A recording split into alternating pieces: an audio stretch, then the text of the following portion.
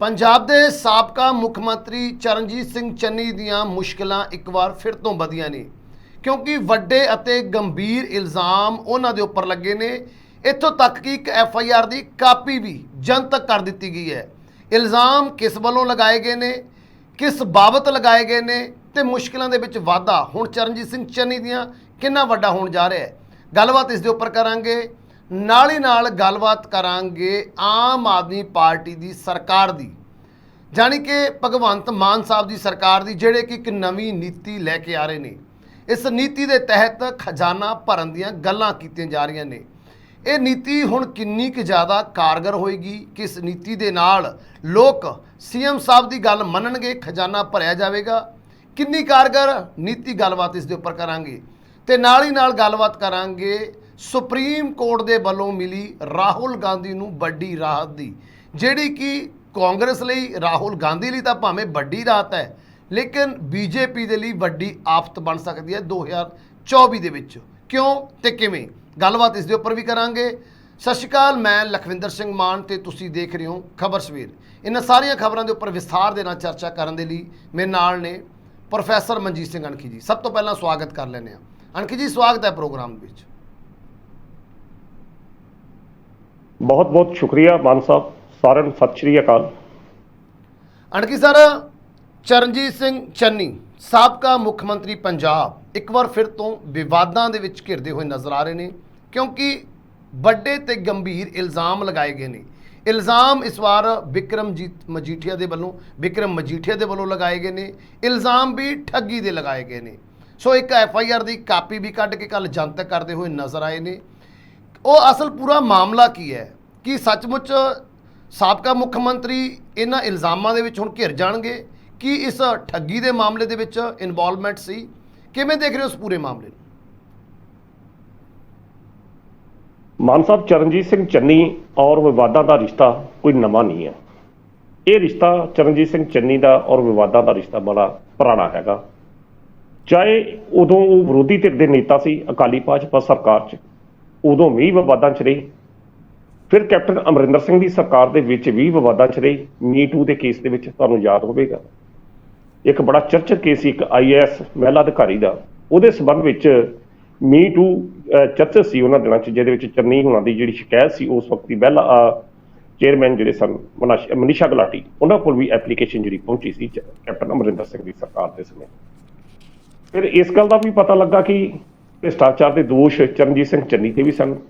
Captain Amarinder Singh ਹੋਣਾ ਨੇ ਵੀ ਉਸ ਦਾ ਖੁਲਾਸਾ ਕੀਤਾ ਸੀ ਕਿ ਕਿਸ ਤਰੀਕੇ ਨਾਲ ਚਰਨਜੀਤ ਸਿੰਘ ਚੰਨੀ ਉਹਨਾਂ ਦੇ ਪੈਰਾਂ ਦੇ ਵਿੱਚ ਜਾ ਕੇ ਬੈਠ ਗਿਆ ਸੀ ਕਿ ਮੈਨੂੰ ਬਚਾਓ। ਫਿਰ ਚਰਨਜੀਤ ਸਿੰਘ ਚੰਨੀ ਹੁਣੀ ਬੀਤੇ ਦਿਨਾਂ ਦੇ ਵਿੱਚ ਵੀ ਚਰਚਾਵਾਂ 'ਚ ਰਹੇ। ਜਦੋਂ ਮੁੱਖ ਮੰਤਰੀ ਬਣਦੇ ਆ, ਜਦੋਂ ਫਿਰ ਉਹ ਉਦੋਂ ਵੀ ਵਿਵਾਦਾਂ 'ਚ ਰਹੇ ਕਿਉਂਕਿ ਉਹਨਾਂ ਦੇ ਭਾਂਜੇ ਜਿਹੜਾ ਸੀ ਹਨੀ, ਉਹਦੇ ਉੱਤੇ ਵੀ 10 ਕਰੋੜ ਨਕਦੀ ਦਾ ਜਿਹੜਾ ਇਲਜ਼ਾਮ, 10 ਕਰੋੜ ਦੀ ਇਲਜ਼ਾਮ ਨਹੀਂ, 10 ਕਰੋੜ ਰੁਪਈਆ ਬਰਾਮਦ ਜਿਹੜੀ ਰਾਸ਼ੀ ਸੀ ਈਡੀ ਨੇ ਕੀਤੀ ਸੀ, ਉਦੋਂ ਵੀ ਵਿਵਾਦਾਂ 'ਚ ਰਹੀ। ਤੇ ਫਿਰ ਜਦੋਂ ਭਗਵੰਤ ਮਾਨ ਹੋਣਾ ਦੀ ਸਰਕਾਰ ਆਈ ਤਾਂ ਭਗਵੰਤ ਮਾਨ ਹੋਣਾ ਨੇ ਆਉਂਦੇ ਹੀ ਉਹਨਾਂ ਨੂੰ ਡਡਾਰ ਤੇ ਲਿਆ। ਜਦੋਂ ਉਹ PhD ਕਰਨ ਵਾਸਤੇ ਅਮਰੀਕਾ ਵਿੱਚ ਗਏ ਸੀ, ਕਦੇ ਕਹਿੰਦੇ ਸੀ ਅੱਖਾਂ ਦਾ ਇਲਾਜ ਕਰਾਉਣਗੇ, ਉਦੋਂ ਵੀ ਵਿਵਾਦਾਂ 'ਚ ਰਹੀ।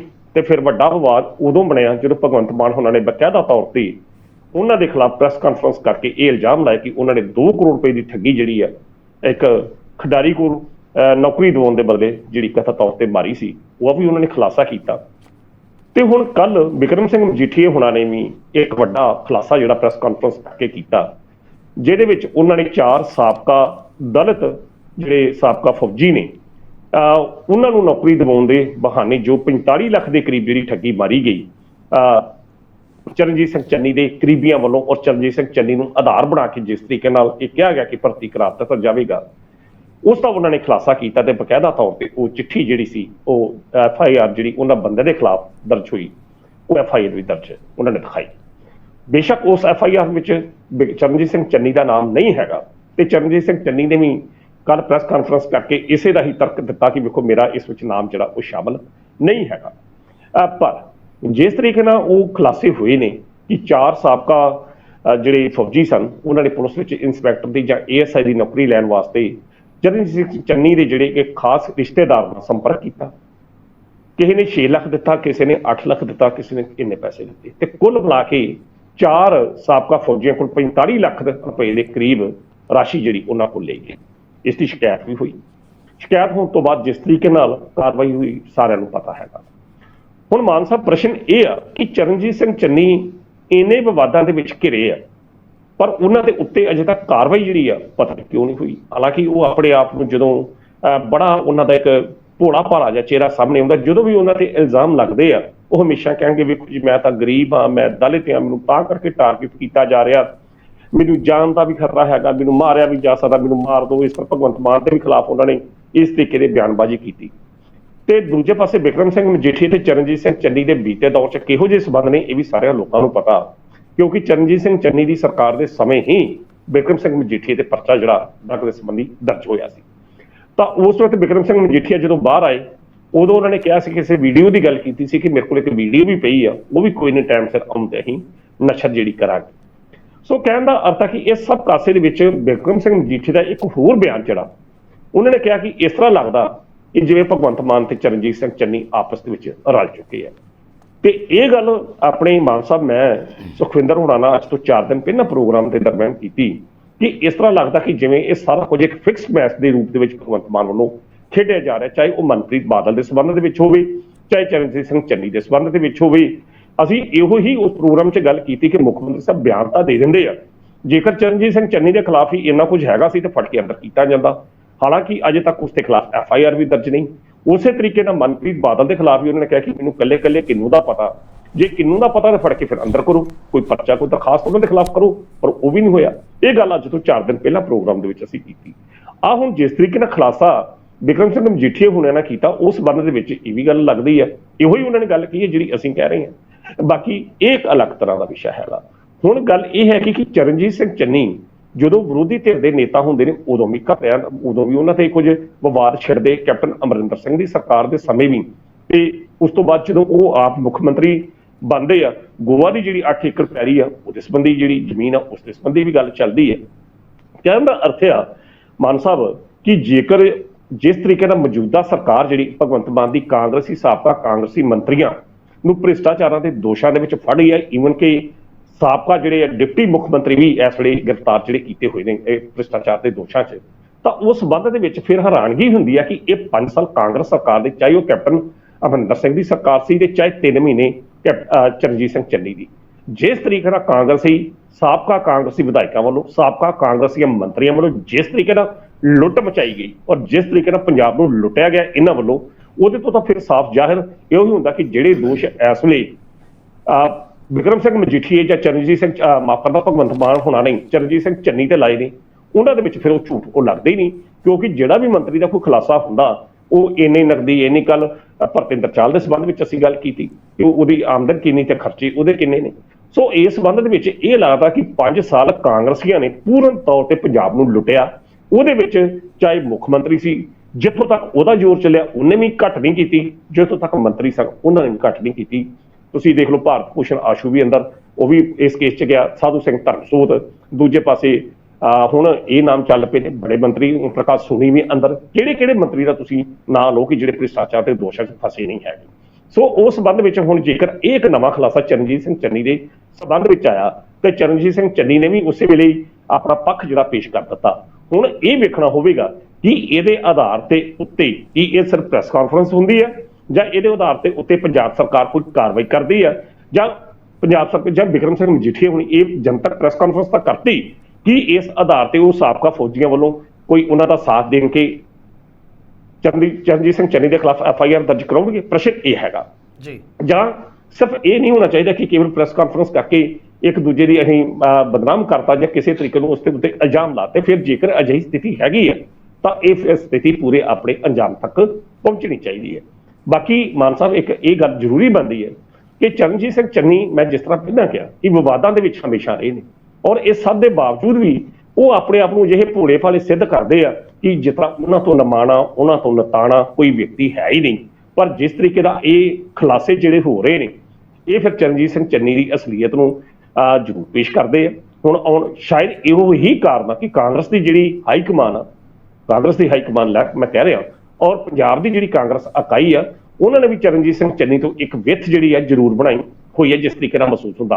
ਹਾਲਾਂਕਿ ਇਹੋ ਮੰਤਰੀ ਜਿਹੜੇ ਨੇ ਜਿਹੜੇ ਸਾਬਕਾ ਕਾਂਗਰਸੀ ਮੰਤਰੀ ਨੇ ਚਰਨਜੀਤ ਸਿੰਘ ਚੰਨੀ ਦੀ ਸਰਕਾਰ 'ਚ ਜਿਹੜੇ ਮੰਤਰੀ ਰਹੇ ਨੇ, ਉਹ ਜਿਹੜੇ ਹੁਣ ਇਸ ਵੇਲੇ ਵਿਧਾਇਕ ਨੇ ਜਾਂ ਨਹੀਂ ਵਿਧਾਇਕ, ਉਹ ਵੀ ਹੁਣ ਚੰਨੀ ਤੋਂ ਇੱਕ ਦੂਰੀ ਬਣਾ ਕੇ ਚੱਲਦੇ ਪਏ ਆ। ਸ਼ਾਇਦ ਉਹੀ ਕਹਿੰਦੇ ਨੇ ਕਿ ਜਦੋਂ ਖਾਣ ਨੂੰ ਹੋਵੇ ਫਿਰ ਇਕੱਠੇ ਹੋ ਜੀਦਾ, ਜਦੋਂ ਫਿਰ ਕਿਸੇ ਤੇ ਪਈ ਤੇ ਫਿਰ ਕੋਈ ਵੀ ਸਾਥ ਨਹੀਂ ਦਿੰਦਾ। ਬਾਕੀ ਹੁਣ ਜਿਹੜੇ ਇਲਜ਼ਾਮ ਚਰਨਜੀਤ ਸਿੰਘ ਚੰਨੀ ਤੇ ਬਿਕਰਮ ਸਿੰਘ ਮਜੀਠੀਆ ਵੱਲੋਂ ਲਗਾਏ ਗਏ ਨੇ, ਤਾਂ ਉਸ ਤੋਂ ਪਹਿਲਾਂ ਜਿਹੜੇ ਉਹ ਖਿਡਾਰੀ ਦੀ 2 ਕਰੋੜ ਦੀ ਗੱਲ, ਇਹ ਕਾਫੀ ਆਪਣੇ ਆਪ ਦੇ ਵਿੱਚ ਸਮਾਨਤਾ ਰੱਖਦੀਆਂ ਨੇ ਗੱਲਾਂ ਕਿ ਚਰਨਜੀਤ ਸਿੰਘ ਚੰਨੀ ਦੇ ਫਿਰ ਕਾਰਜਕਾਲ ਵੇਲੇ ਭਾਈ ਉਹ 3 ਮਹੀਨੇ ਦੱਸੇ ਕਿਸ ਤਰੀਕੇ ਨਾਲ ਲੁੱਟ ਜਿਹੜੀ ਉਹ ਮਚਾਈ ਗਈ। ਤਾਂ ਫਿਰ ਇਹਨਾਂ ਦੋਸ਼ਾਂ ਦੀ ਮਾਨ ਸਾਹਿਬ ਜ਼ਰੂਰ ਜਾਂਚ ਹੋਣੀ ਚਾਹੀਦੀ ਆ। ਘੱਟੋ ਘੱਟ ਜਿਹੜਾ ਅਸਲੀ ਚਰਨਜੀਤ ਸਿੰਘ ਚੰਨੀ ਦਾ ਅਸਲ ਚਿਹਰਾ ਆ ਉਹ ਜ਼ਰੂਰ ਸਾਹਮਣੇ ਜਿਹੜਾ ਆਉਣਾ ਚਾਹੀਦਾ। ਜ਼ਰੂਰੀ ਨਹੀਂ ਕਿ ਤੁਸੀਂ ਭੋਲੀ ਭਾਲੀ ਬੋਲੀ ਕਰਕੇ ਲੋਕਾਂ ਨੂੰ ਗੁੰਮਰਾਹ ਕਰਕੇ ਲੋਕਾਂ ਨੂੰ ਆਪਣੇ ਨਾਲ ਲਾ ਲਓ। ਲੋਕ ਤੁਹਾਨੂੰ ਜਾਣਦੇ ਨੇ, ਔਰ ਸ਼ਾਇਦ ਇਹੋ ਹੀ ਕਾਰਨ ਆ ਕਿ ਚਰਨਜੀਤ ਸਿੰਘ ਚੰਨੀ 2 ਸਥਾਨਾਂ ਤੋਂ ਵੀ ਜਿੱਤ ਜਿਹੜੀ ਪ੍ਰਾਪਤ ਨਹੀਂ ਸੀ ਕਰ ਸਕਿਆ, ਉਹ ਹਾਰ ਗਿਆ। ਤੇ ਸ਼ਾਇਦ ਇਹੋ ਹੀ ਕਾਰਨ ਆ ਕਿ ਚਰਨਜੀਤ ਸਿੰਘ ਚੰਨੀ ਹੁਣ ਇਸ ਵੇਲੇ ਅਲੱਗ ਪਏ ਨਜ਼ਰ ਆਉਂਦੇ ਨੇ। ਬੰਦੇ ਦੀਆਂ ਆਪਣੀਆਂ ਕੀਤੀਆਂ ਮਾਨ ਸਾਹਿਬ ਬੰਦੇ ਦੇ ਸਾਹਮਣੇ ਆਉਂਦੀਆਂ ਨੇ। ਖੈਰ ਇਹ ਇੱਕ ਅਲੱਗ ਤਰ੍ਹਾਂ ਦਾ ਵਿਸ਼ਾ। ਹੁਣ ਇਹ ਵੇਖਣਾ ਹੋਵੇਗਾ ਕਿ ਇਸ ਪ੍ਰੈਸ ਕਾਨਫਰੰਸ ਤੋਂ ਬਾਅਦ ਭਗਵੰਤ ਮਾਨ ਦਾ ਜਿਹੜੀ ਭੂਮਿਕਾ ਹੈ ਚਰਨਜੀਤ ਸਿੰਘ ਚੰਨੀ ਦੇ ਸੰਬੰਧ ਵਿੱਚ ਕਿਹੋ ਜਿਹੀ ਹੋਵੇਗੀ। ਜੀ ਬਿਲਕੁਲ। ਪਰ ਸਰ ਦੂਸਰੇ ਪਾਸੇ ਇਹ ਵੀ ਦੇਖਣ ਵਾਲੀ ਗੱਲ ਹੈ ਕਿ ਇਲਜ਼ਾਮ ਚਰਨਜੀਤ ਸਿੰਘ ਚੰਨੀ ਤੇ ਲਗਾ ਦਿੱਤੇ ਜਾਂਦੇ, ਲੇਕਿਨ ਉਹਨੂੰ ਸਿੱਧ ਕਦੇ ਵੀ ਨਹੀਂ ਕੀਤਾ ਗਿਆ। ਆਪਾਂ ਸੀਐਮ ਸਾਹਿਬ ਦੀ ਗੱਲ ਕਰੀਏ, ਉਹ ਵੀ ਇੱਕ ਪ੍ਰੈਸ ਕਾਨਫਰੰਸ ਕਰਦੇ ਨੇ, ਇਲਜ਼ਾਮ ਲਗਾਉਂਦੇ ਨੇ ਤੇ ਨਾਲ ਕਾਰਵਾਈ ਦੀ ਗੱਲ ਕਰਕੇ ਚੁੱਪ। ਉਸ ਤੋਂ ਬਾਅਦ ਬਿਲਕੁਲ ਉਸ ਸਨਾਟਾ ਛਾ ਜਾਂਦਾ। ਉਸ ਮਾਮਲੇ ਤੇ ਇੱਕ ਵਾਰ ਵੀ ਬਾਅਦ ਵਿੱਚ ਬੋਲਿਆ ਨਹੀਂ ਗਿਆ, ਭਾਵੇਂ ਸੀਐਮ ਸਾਹਿਬ ਹੋ ਭਾਵੇਂ ਉਹ ਖਿਲਾੜੀ ਹੋਵੇ। ਤੇ ਦੂਸਰੇ ਪਾਸੇ ਹੁਣ ਜਿਸ ਤਰੀਕੇ ਨਾਲ ਤੁਸੀਂ ਫਿਰ ਪ੍ਰੈਸ ਕਾਨਫਰੰਸ ਦੀ ਗੱਲ ਕੀਤੀ ਹੈ, ਬਿਕਰਮ ਮਜੀਠੀਆ ਜੀ ਵੱਲੋਂ ਪ੍ਰੈਸ ਕਾਨਫਰੰਸ ਕਰਕੇ ਗੰਭੀਰ ਇਲਜ਼ਾਮ ਲਗਾ ਦਿੱਤੇ ਗਏ ਨੇ।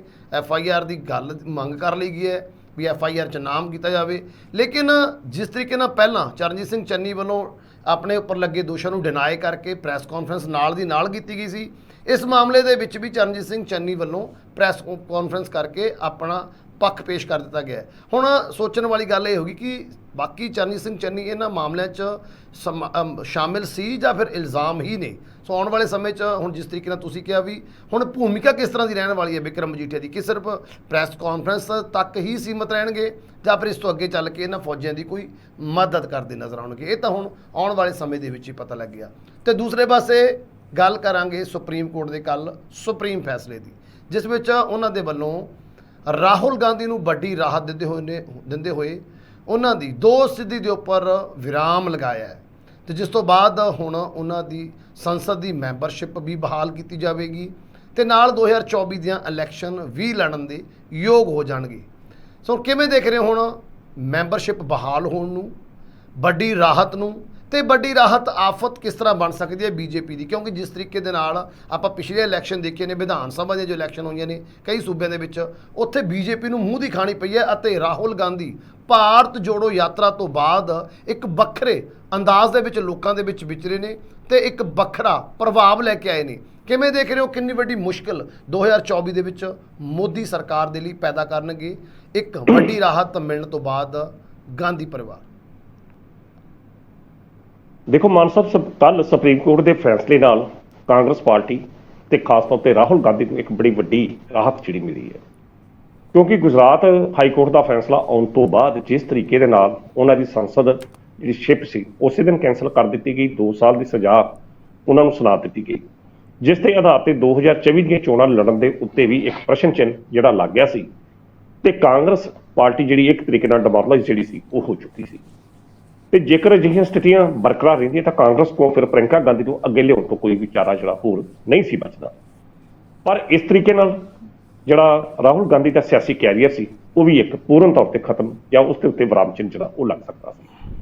ਪਰ ਜਿਸ ਤਰੀਕੇ ਨਾਲ ਸੁਪਰੀਮ ਕੋਰਟ ਨੇ ਕੱਲ ਫੈਸਲਾ ਕਰਕੇ ਇੱਕ ਵੱਡੀ ਰਾਹਤ ਜਿਹੜੀ ਆ ਉਹ ਦਿੱਤੀ ਆ, ਉਸ ਦੇ ਨਾਲ ਜਿਸ ਤਰੀਕੇ ਨਾਲ ਹੁਣ ਕਿਹਾ ਜਾ ਰਿਹਾ ਕਿ ਲੋਕਤੰਤਰੀ ਕਦਰਾਂ ਕੀਮਤਾਂ ਜੀਦੀਆਂ ਨੇ, ਲੋਕਤੰਤਰ ਦੀ ਜਿੱਤ ਹੋਈ ਆ, ਕਾਂਗਰਸ ਪਾਰਟੀ ਵੱਲੋਂ ਇਹ ਗੱਲਾਂ ਕਹੀਆਂ ਜਾ ਰਹੀਆਂ ਨੇ। ਪਰ ਨਾਲ ਹੀ ਨਾਲ ਕੁਝ ਗੱਲਾਂ ਹੋਰ ਵੀ ਸਾਹਮਣੇ ਆਈਆਂ ਕਿ ਜਿਸ ਤਰ੍ਹਾਂ ਭਾਜਪਾ ਨੇ ਕਿਹਾ ਕਿ ਕੋਈ ਗੱਲ ਨਹੀਂ, ਰਾਹੁਲ ਗਾਂਧੀ ਇੱਕ ਮੁੱਦੇ ਦੇ ਬਰੀ ਹੋਏ ਨੇ, ਜੇ ਹੋਰ ਬੜੇ ਮੁਕੱਦਮਿਆਂ ਦੇ ਵਿੱਚ ਉਹ ਫਸੇ। ਸੁਪਰੀਮ ਕੋਰਟ ਦੀ ਇੱਕ ਹੋਰ ਟਿੱਪਣੀ ਜਿਹੜੀ ਆ ਕਿ ਬੰਦੇ ਨੂੰ ਜਨਤਕ ਜੀਵਨ ਦੇ ਵਿੱਚ ਗੱਲਬਾਤ ਕਰਦਿਆਂ ਜ਼ਰੂਰ ਸੋਚ ਕੇ ਬੋਲਣਾ ਚਾਹੀਦਾ ਹੈ। ਇਹ ਵੀ ਗੱਲ ਜਿਹੜੀ ਆ ਉਹ ਟੈਨਸ਼ਨ ਜਿਹੜੀ ਮਹਿਸੂਸ ਹੋਈ ਹੈ।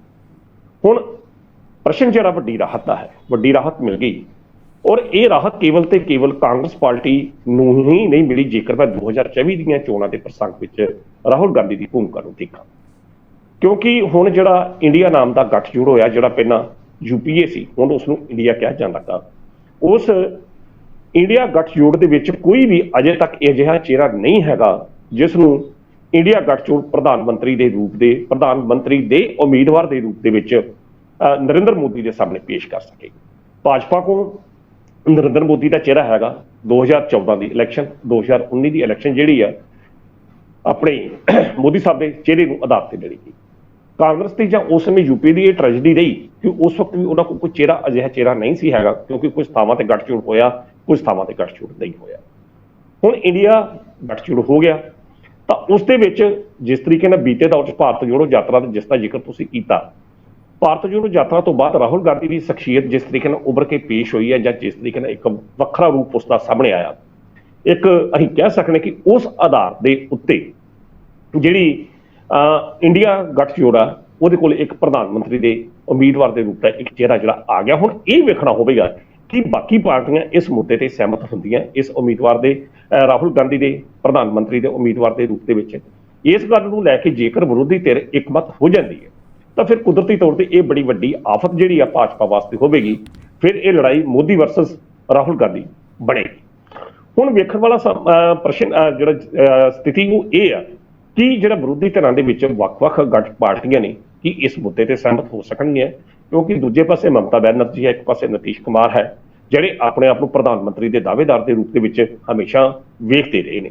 ਔਰ ਜੇਕਰ ਬਾਕੀ ਲੀਡਰਾਂ ਦੇ ਮੁਕਾਬਲੇ ਰਾਹੁਲ ਗਾਂਧੀ ਦੀ ਤੁਲਨਾ ਅਗਰ ਕੀਤੀ ਜਾਵੇ ਤਾਂ ਪਿਛਲੇ ਜਦੋਂ ਯੂਪੀਏ ਦਾ 10 ਸਾਲ ਦੀ ਸਰਕਾਰ ਰਹੀ ਡਾਕਟਰ ਮਨਮੋਹਨ ਸਿੰਘ ਦੇ ਸਮੇਂ, ਤਾਂ ਜਿਸ ਤਰੀਕੇ ਦਾ ਰਾਹੁਲ ਗਾਂਧੀ ਦਾ ਵਰਤਾਰਾ ਜਾਂ ਵਤੀਰਾ ਉਸ ਸਮੇਂ ਰਿਹਾ, ਉਸ ਨਾਲ ਰਾਹੁਲ ਗਾਂਧੀ ਜਾਂ ਕਾਂਗਰਸ ਦਾ ਅਕਸ ਜਿਹੜਾ ਡਾਊਨ ਪਿਆ ਸੀ, ਕਿਉਂਕਿ ਗੱਲ ਤੇ ਜਿਸ ਤਰੀਕੇ ਨਾਲ ਡਾਕਟਰ ਮਨਮੋਹਨ ਸਿੰਘ ਹੁਣਾਂ ਨੂੰ ਬੇਇੱਜ਼ਤ ਕੀਤਾ ਜਾਂਦਾ ਰਿਹਾ ਰਾਹੁਲ ਗਾਂਧੀ ਵੱਲੋਂ, ਇਹ ਗੱਲਾਂ ਰਿਕਾਰਡਡ ਨੇ ਕਿ ਜਿਸ ਤਰੀਕੇ ਨਾਲ ਉਸ ਵਕਤ ਰਾਹੁਲ ਗਾਂਧੀ ਦੀ ਜਿਹੜੀ ਮੈਚੁਰਿਟੀ ਆ ਉਸ ਦੇ ਉੱਤੇ ਹਮੇਸ਼ਾ ਪ੍ਰਸ਼ਨ ਚਿੰਨ੍ਹ ਲੱਗਾ ਕਿ ਇਹ ਮੈਚੁਰ ਲੀਡਰ ਕਦੇ ਵੀ ਨਹੀਂ ਬਣ ਸਕਦਾ। ਤੇ ਸ਼ਾਇਦ ਇਹੋ ਹੀ ਕਾਰਨ ਆ ਕਿ ਇਹਦੇ ਵੱਲੋਂ ਟਿੱਕੀਆਂ ਟਿੱਪਣੀਆਂ ਜਿਹੜੀਆਂ ਅਜਿਹੀਆਂ ਕੀਤੀਆਂ ਜਾਂਦੀਆਂ ਰਹੀਆਂ ਨੇ, ਜਿਹਦੇ ਵਾਸਤੇ ਇਹ ਖੁਦ ਹੀ ਇਹਦੇ ਵਾਸਤੇ ਉਹ ਮੁਸੀਬਤ ਬਣ ਜਾਂਦੀਆਂ ਰਹੀਆਂ।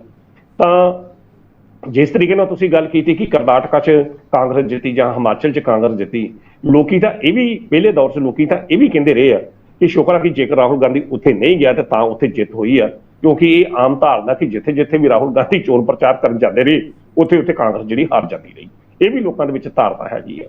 ਖੈਰ ਹੁਣ ਜਿਹੜੀ ਭਾਰਤ ਜੋੜੋ ਯਾਤਰਾ ਤੋਂ ਬਾਅਦ ਇੱਕ ਅਸੀਂ ਕਹਿ ਸਕਦੇ ਕਿ ਸੁਘੜ ਰੂਪ ਜਿਹੜਾ ਰਾਹੁਲ ਗਾਂਧੀ ਦਾ ਜਿਹੜਾ ਉਹ ਸਾਹਮਣੇ ਆ ਰਿਹਾ। ਹੁਣ ਇਹ ਵੇਖਣਾ ਹੋਵੇਗਾ ਕਿ ਇਹ ਸੁਘੜ ਰੂਪ ਜਿਹੜਾ ਅਸੀਂ ਕਹਿ ਸਕਦੇ ਕਿ ਮੈਚਿਓਰਿਟੀ ਵਾਲਾ ਕਿ ਇਹ ਵਾਕਿਆ ਹੀ ਉਹਦੇ ਅੰਦਰ ਹੈ ਕਿ ਜਾਂ ਵਕਤੀ ਤੌਰ ਤੇ ਉਸਨੇ ਮੈਚਿਓਰਿਟੀ ਧਾਰਨ ਕੀਤੀ ਹੈ, ਕਿਉਂਕਿ ਉਸ ਦੇ ਵਿੱਚ ਖਾਸ ਤੌਰ ਤੇ ਲੋਕ ਸਭਾ ਦੇ ਵਿੱਚ ਉਸ ਦਾ ਅੱਖ ਮਾਰਨ ਦਾ ਅੰਦਾਜ਼, ਦੂਜੇ ਪਾਸੇ ਜਾ ਕੇ ਪ੍ਰਧਾਨ ਮੰਤਰੀ ਨੂੰ ਜੱਫੀ ਪਾਉਣ ਦਾ ਜਿਹੜਾ ਇੱਕ ਉਸਨੇ ਡਰਾਮਾ ਜਿਹੜਾ ਕੀਤਾ ਸੀ, ਉਸ ਦੇ ਨਾਲ ਉਸ ਦੀ ਦਿੱਖ ਜਿਹੜੀ ਆ ਕੋਈ ਵਧੀਆ ਨਹੀਂ ਸੀ ਉਹਨਾਂ ਦਿਨਾਂ 'ਚ ਬਣੀ, ਉਹ ਵੀ ਮੈਚਿਓਰਡ ਸਿਆਸਤਦਾਨ ਵਾਲੀ ਗੱਲ ਨਹੀਂ ਸੀ ਬਣੀ। ਸੋ ਸਥਿਤੀਆਂ ਹੁਣ ਇਹ ਨੇ ਕਿ ਜੇਕਰ 2024 ਦੀਆਂ ਚੋਣਾਂ ਦੇ ਵਿੱਚ ਭਾਜਪਾ ਨੂੰ ਟੱਕਰ ਇੰਡੀਆ ਵੱਲੋਂ ਦਿੱਤੀ ਜਾਣੀ ਹੈ, ਮਾਫ ਕਰਨਾ ਐਨਡੀਏ ਨੂੰ ਟੱਕਰ ਜਿਹੜੀ ਇੰਡੀਆ ਗੱਠਜੋੜ ਵੱਲੋਂ ਦਿੱਤੀ ਜਾਣੀ ਹੈ, ਤਾਂ ਫਿਰ ਉਸ ਵਕਤ ਇੱਕ ਚਿਹਰਾ ਅਜਿਹਾ ਹੋਣਾ ਚਾਹੀਦਾ ਜਿਹੜਾ ਪ੍ਰਧਾਨ ਮੰਤਰੀ ਨਰਿੰਦਰ ਮੋਦੀ ਦੀ ਮੈਚਿਓਰਿਟੀ ਦੇ ਮੁਕਾਬਲੇ ਜ਼ਰੂਰ ਪ੍ਰਭਾਵਸ਼ਾਲੀ ਹੋਵੇ। ਹੁਣ ਇਹ ਠੀਕ ਆ, ਕਾਂਗਰਸ ਨੂੰ ਇੱਕ ਰਾਮਬਾਣ ਜ਼ਰੂਰ ਮਿਲਿਆ, ਇੱਕ ਵੱਡਾ ਹਥਿਆਰ ਰਾਹੁਲ ਗਾਂਧੀ ਨਾਮ ਦਾ ਹਥਿਆਰ ਉਹ ਜ਼ਰੂਰ ਹੈਗਾ ਜਿਸ ਨੂੰ ਲੈ ਕੇ ਉਹ ਬ੍ਰਹਮਅਸਤਰ ਲੈ ਕੇ ਉਹ ਚੋਣਾਂ 'ਚ ਉਤਰਨਗੇ। ਪਰ ਇਸ ਦੇ ਨਾਲ ਹੀ ਨਾਲ ਇੰਡੀਆ ਗੱਠਜੋੜ ਵੇਖਣਾ ਹੋਵੇਗਾ ਕਿ ਇਹਦੇ ਨਾਮ ਤੇ ਸਹਿਮਤ ਹੁੰਦਾ ਜਾਂ ਨਹੀਂ ਹੁੰਦਾ, ਇਹ ਆਉਣ ਵਾਲਾ ਸਮਾਂ ਦੱਸੇਗਾ। ਬਾਕੀ ਰਾਹੁਲ ਗਾਂਧੀ ਨੂੰ ਰਾਹਤ ਮਿਲਣਾ ਭਾਜਪਾ ਦੇ ਅੰਦਰ ਜ਼ਰੂਰ ਅਸੀਂ ਕਹਿ ਸਕਦੇ ਕਿ ਅਫਰਾ ਤਫਰੀ ਜ਼ਰੂਰ ਮਚੀ ਹੈ ਕਿ ਜਿਸ ਤਰ੍ਹਾਂ ਕਹਿੰਦੇ ਨੇ ਕਿ everything is right and love and war, ਮੁਹੱਬਤ ਤੇ ਜੰਗ 'ਚ ਸਭ ਕੁਝ ਜਾਇਜ਼ ਆ। ਪ੍ਰਧਾਨ ਮੰਤਰੀ ਜਾਂ ਭਾਜਪਾ ਨੇ ਰਾਹੁਲ ਗਾਂਧੀ ਦਾ ਰੱਥ ਰੋਕਣ ਵਾਸਤੇ ਹਰ ਹੀਲਾ ਹਰ ਸੰਭਵ ਯਤਨ ਜਿਹੜਾ ਉਹ ਕੀਤਾ। ਲੋਕਤੰਤਰ ਜਿਹੜਾ ਉਹ ਸੁਪਰੀਮ ਕੋਰਟ 'ਚ ਜਾ ਕੇ ਜਿਸ ਤਰੀਕੇ ਨਾਲ ਰਾਹਤ ਉਸ ਨੂੰ ਮਿਲੀ ਹੈ, ਇਹ ਉਸ ਦਾ ਆਖਰੀ ਇਤਿਹਾਸ ਸੀ ਜਿੱਥੇ ਉਸ ਨੂੰ ਰਾਹਤ ਮਿਲੀ। ਤਾਂ ਕੁਦਰਤੀ ਤੌਰ ਤੇ ਭਾਜਪਾ ਵਾਸਤੇ ਇਹ ਅਸੀਂ ਕਹਿ ਸਕਦੇ ਹਾਂ ਕਿ ਖਤਰੇ ਦੀ ਘੰਟੀ ਤਾਂ ਹੈ ਹੀ ਹੈ, ਕਿਉਂਕਿ ਰਾਹੁਲ ਗਾਂਧੀ ਦਾ ਵੀ ਕੁਝ ਰੰਗ ਜਾਂ ਕਾਂਗਰਸ ਪਾਰਟੀ ਦਾ ਆਧਾਰ ਤਾਂ ਕੁਝ ਸੂਬਿਆਂ 'ਚ ਹੈ ਹੀ, ਜਿਸ ਨਾਲ ਉਹ ਟੱਕਰ ਜਿਹੜੀ ਆ 2024 'ਚ ਜ਼ਰੂਰ ਬਣੇਗੀ, ਜਿਸ ਨੂੰ ਭਾਜਪਾ ਜਿਹੜੀ ਆ ਪਹਿਲਾਂ ਬੜਾ ਕਿਸੇ ਹੋਰ ਤਰੀਕੇ ਨਾਲ 2024 ਦੀਆਂ ਚੋਣਾਂ ਨੂੰ ਲੈ ਰਹੀ ਸੀ, ਪਰ ਹੁਣ ਇਹ ਲੜਾਈ ਤਿੱਖੀ ਹੋਵੇਗੀ। ਜੀ ਬਿਲਕੁਲ 2024 ਦੀ ਹੁਣ ਆਪਾਂ ਕਹਿ ਸਕਦੇ ਹਾਂ ਕਿ ਜਿਹੜੀ ਇਹ ਫਾਈਟ ਹੈਗੀ ਲੋਕ ਸਭਾ ਦੀ ਬੜੀ ਇੰਟਰਸਟਿੰਗ ਹੋਗੀ ਕਾਂਗਰਸ ਅਤੇ ਭਾਜਪਾ ਦੇ ਵਿੱਚ, ਕਿਉਂਕਿ ਜਿਸ ਤਰੀਕੇ ਨਾਲ ਤੁਸੀਂ ਕਿਹਾ ਕਿ ਅਲਾਇੰਸ ਭਾਵੇਂ ਬਣ ਚੁੱਕਾ ਸੀ, ਲੇਕਿਨ ਕੋਈ ਵੱਡਾ ਚਿਹਰਾ ਜਿਸ ਦੇ ਪਿੱਛੇ ਅਲਾਇੰਸ ਕੱਢਦਾ ਨਜ਼ਰ ਆਉਂਦਾ ਉਹ ਰਾਹੁਲ ਗਾਂਧੀ ਹੀ ਨੇ, ਤੇ ਰਾਹੁਲ ਗਾਂਧੀ ਨਾਲ ਰਾਹਤ ਮਿਲਣ ਤੇ ਹੁਣ ਅਲਾਇੰਸ ਨੂੰ ਵੀ ਵੱਡੀ ਰਾਹਤ ਮਿਲੇਗੀ। ਤਾਂ 2024 ਦੇ ਚੋਣਾਂ ਇੰਟਰਸਟਿੰਗ ਮੋੜ ਦੇ ਵਿੱਚ ਚਲੇ ਜਾਣਗੀਆਂ। ਹੁਣ ਉੱਥੇ ਹੀ ਗੱਲ ਕਰੀਏ ਪੰਜਾਬ ਸਰਕਾਰ ਦੀ, ਕਿਉਂਕਿ ਪੰਜਾਬ ਸਰਕਾਰ ਦੇ ਵੱਲੋਂ ਆਪਣੇ ਖਜ਼ਾਨੇ ਨੂੰ ਭਰਨ ਦੇ ਲਈ, ਭਾਵੇਂ ਕਿ ਮਾਨ ਸਾਹਿਬ ਲਗਾਤਾਰ ਕਹਿੰਦੇ ਨੇ ਕਿ ਖਜ਼ਾਨੇ ਕਦੇ ਖਾਲੀ ਨਹੀਂ ਹੁੰਦੇ, ਖਜ਼ਾਨਾ ਭਰਿਆ ਹੋਇਆ ਹੈ, ਲੇਕਿਨ ਇਸ ਭਰੇ ਹੋਏ ਖਜ਼ਾਨੇ ਨੂੰ ਹੋਰ ਭਰਨ ਦੇ ਲਈ ਇੱਕ ਨਵੀਂ ਨੀਤੀ, ਇੱਕ ਨਵੀਂ ਯੋਜਨਾ ਲਾਂਚ ਕੀਤੀ ਜਾ ਰਹੀ ਹੈ ਪੰਜਾਬ ਸਰਕਾਰ ਦੇ ਵੱਲੋਂ। ਇਹ ਪੂਰੀ ਯੋਜਨਾ ਕੀ ਹੈ, ਨੀਤੀ ਕੀ ਹੈ, ਕਿ ਇਹ ਨੀਤੀ ਕਾਰਗਰ ਹੋਏਗੀ ਤੇ ਕਿੰਨੀ ਜ਼ਿਆਦਾ ਕਾਰਗਰ ਹੋਏਗੀ, ਜਿਸ ਨਾਲ ਪੰਜਾਬ ਦਾ ਭਰਿਆ ਹੋਇਆ ਖਜ਼ਾਨਾ ਹੋਰ ਭਰ ਜਾਵੇਗਾ? ਮਾਨ ਸਾਹਿਬ, ਪੰਜਾਬ ਸਰਕਾਰ ਵੱਲੋਂ ਟੈਕਸ ਕਲੈਕਸ਼ਨ ਨੂੰ ਵਧਾਉਣ ਵਾਸਤੇ ਇੱਕ ਯੋਜਨਾ ਜਿਹੜੀ 15 ਅਗਸਤ ਤੋਂ ਸ਼ੁਰੂ ਕੀਤੀ ਜਾ ਰਹੀ ਹੈ, ਬਿੱਲ ਲਿਆਓ ਇਨਾਮ ਪਾਓ। ਬੀਤੇ ਦਿਨ ਹਰਪਾਲ ਸਿੰਘ ਚੀਮਾ ਜਿਹੜੇ ਵਿੱਤ ਮੰਤਰੀ ਨੇ, ਉਹਨਾਂ ਨੇ ਇਸ ਯੋਜਨਾ ਦੇ ਸੰਬੰਧੀ ਵਿਚਾਰ ਵਟਾਂਦਰਾ ਕੀਤਾ, ਕਿਹਾ ਕਿ ਇਹ 15 ਅਗਸਤ ਦੇ ਲਾਗੇ ਜਾ ਕੇ ਇਸ ਨੂੰ ਸ਼ੁਰੂ ਕੀਤਾ ਜਾ ਸਕਦਾ ਹੈ।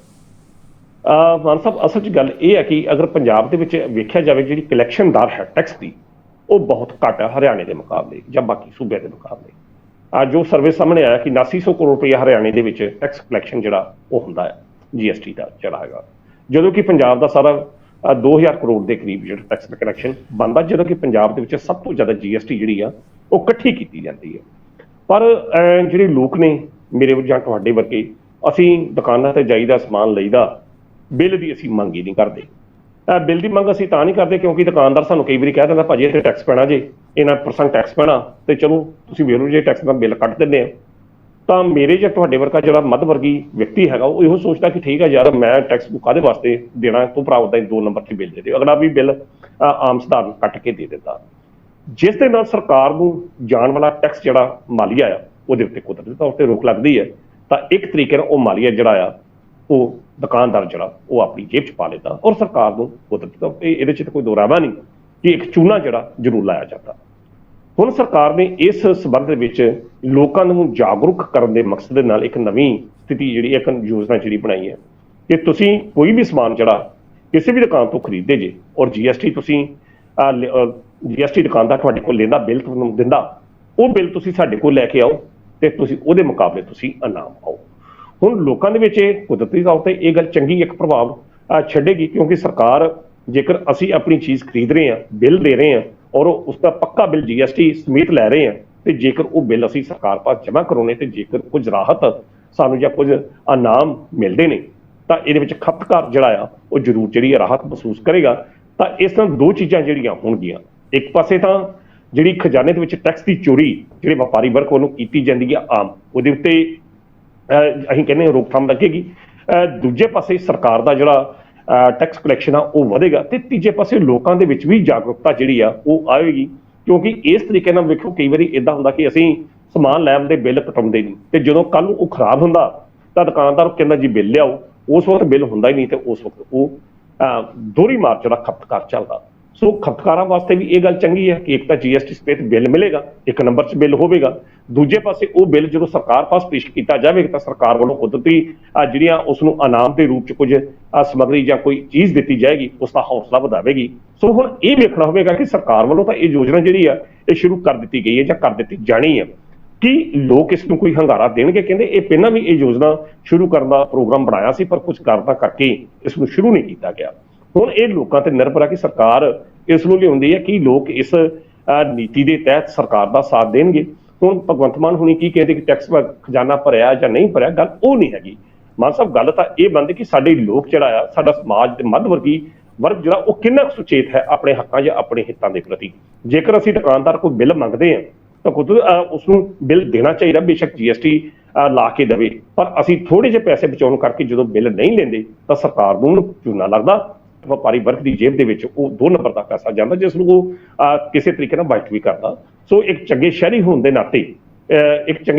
ਦੇ ਨਾਤੇ, ਦਾ ਸਬੂਤ ਦੇਣ ਦੇ ਨਾਤੇ ਸਾਨੂੰ ਚਾਹੀਦਾ ਕਿ ਸਰਕਾਰ ਦੀ ਜੇਕਰ ਇਹ ਯੋਜਨਾ ਆਉਂਦੀ ਹੈ ਤਾਂ ਇਸ ਨੂੰ ਅਮਲੀ ਰੂਪ ਦੇ ਵਿੱਚ ਠੀਕ ਠਾਕ ਲਿਆਉਂਦੇ ਹੋਏ ਟੈਕਸ ਦੇ ਮਸਲੇ ਦੇ ਵਿੱਚ ਜ਼ਰੂਰ ਮਹੱਤਵਪੂਰਨ ਜਿਹੜਾ ਭੂਮਿਕਾ ਜਿਹੜੀ ਨਿਭਾਈ ਜਾਵੇ, ਤਾਂ ਜੋ ਘੱਟ ਤੋਂ ਘੱਟ ਆਪਣਾ ਫਰਜ਼, ਜੇਕਰ ਅਸੀਂ ਇਨਕਮ ਟੈਕਸ ਦਿੰਦੇ ਹਾਂ, ITR ਭਰਦੇ ਹਰ ਸਾਲ, ਤਾਂ ਫਿਰ ਦੂਜੇ ਪਾਸੇ ਇਹ ਵੀ ਬਣਦਾ ਕਿ ਜਦੋਂ ਅਸੀਂ ਬਿੱਲ GST ਸਮੇਤ ਲਈਏ ਤਾਂ ਜੋ ਚੋਰੀ ਜਿਹੜੀ ਟੈਕਸ ਦੀ ਆ ਉਹ ਰੋਕੀ ਜਾ ਸਕੇ, ਔਰ ਪੰਜਾਬ ਦਾ ਵਿਕਾਸ ਜਿਹੜਾ ਉਸ ਪੱਧਰ ਤੇ ਹੋ ਸਕੇ। ਜੀ ਬਿਲਕੁਲ ਬਿਲਕੁਲ। ਸੋ ਜੇਕਰ ਸੁਚੇਤ ਹੋਣਗੇ ਲੋਕ, ਚਾਹੇ ਇਨਾਮ ਦੇ ਰੂਪ ਦੇ ਵਿੱਚ ਕੁਝ ਰਾਹਤ ਲੈਣ ਦੇ ਲਈ ਲੋਕ ਸੁਚੇਤ ਹੋਣ, ਲੇਕਿਨ ਇਸ ਦੇ ਨਾਲ ਸਰਕਾਰ ਨੂੰ ਬਹੁਤ ਵੱਡਾ ਫਾਇਦਾ ਹੋਣ ਵਾਲਾ ਹੈ। ਤੇ ਟੈਕਸ, ਉਹ ਟੈਕਸ ਜਿਹੜਾ ਚੋਰੀ ਹੋ ਕੇ ਵਪਾਰੀਆਂ ਦੀ ਜੇਬ ਵਿੱਚ ਆਉਂਦਾ, ਸਿੱਧਾ ਸਰਕਾਰ ਦੇ ਖਜ਼ਾਨੇ ਦੇ ਵਿੱਚ ਆਏਗਾ ਤੇ ਰਾਹਤ ਦੇ ਰੂਪ ਦੇ ਵਿੱਚ ਲੋਕਾਂ ਦੇ ਵਿੱਚ ਵਾਪਸ ਪਰਤੇਗਾ। ਯੋਜਨਾ ਕਿੰਨੀ ਕਾਰਗਰ ਹੁੰਦੀ ਹੈ ਹੁਣ ਆਉਣ ਵਾਲਾ ਸਮਾਂ ਦੱਸੇਗਾ। ਸੋ ਅਣਖੀ ਜੀ, ਤੁਸੀਂ ਗੱਲਬਾਤ ਕਰ ਲਈ, ਸਾਡੇ ਨਾਲ ਜੁੜੇ ਉਹਦੇ ਲਈ ਤੁਹਾਡਾ ਬਹੁਤ ਬਹੁਤ ਧੰਨਵਾਦ। ਬਹੁਤ ਬਹੁਤ ਸ਼ੁਕਰੀਆ ਮਾਨ ਸਾਹਿਬ। ਸੋ ਇਹ ਸਨ ਪ੍ਰੋਫੈਸਰ ਮਨਜੀਤ ਸਿੰਘ ਅਣਖੀ ਜੀ, ਜਿਨ੍ਹਾਂ ਵੱਲੋਂ ਅੱਜ ਦੀਆਂ ਇਹਨਾਂ ਅਹਿਮ ਖਬਰਾਂ ਦੇ ਉੱਪਰ ਵਿਸਥਾਰ ਦੇ ਨਾਲ ਚਰਚਾ ਕੀਤੀ ਗਈ ਹੈ। ਤੁਹਾਨੂੰ ਚਰਚਾ ਕਿਵੇਂ ਲੱਗੀ ਕਮੈਂਟ ਕਰਕੇ ਜ਼ਰੂਰ ਦੱਸਿਓ। ਅਗਲੇ ਪ੍ਰੋਗਰਾਮ ਵਿੱਚ ਫਿਰ ਤੋਂ ਸਾਡੀ ਹੋਏਗੀ ਮੁਲਾਕਾਤ। ਉਦੋਂ ਤੱਕ ਦਿਓ ਇਜਾਜ਼ਤ। ਧੰਨਵਾਦ।